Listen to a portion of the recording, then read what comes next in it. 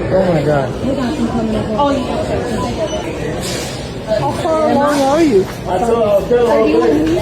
Are you too?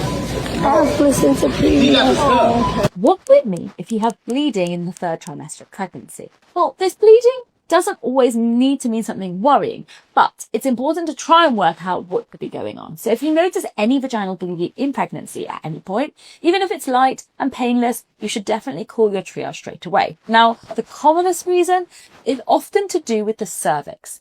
So it might mean that you have a little bit of bleeding and you might notice some brown in the underwear.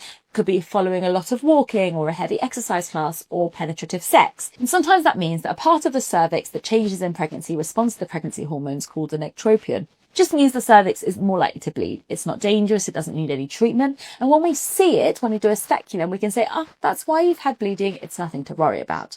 But it's also a diagnosis of exclusion. It's also something that if we think you've had any bleeding in pregnancy, we need to see that area to see that looks like that is where the bleeding is coming from, and be sure that there isn't any other internal bleeding going on or any bleeding that could be affecting the baby. Another reason you can have bleeding in pregnancy is if you have a low-lying placenta or placenta previa.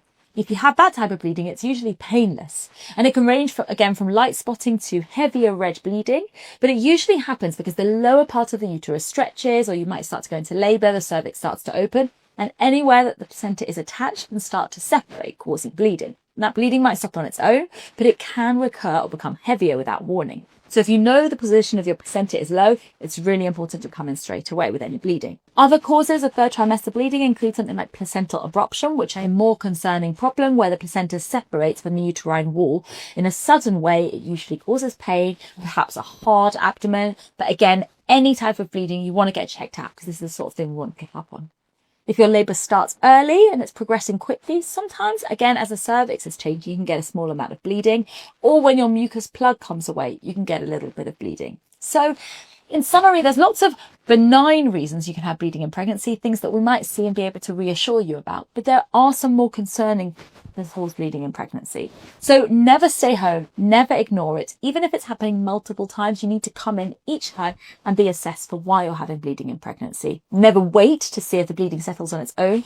Always call the triage and get checked. So have you experienced any bleeding in your pregnancy? Let me know what happened.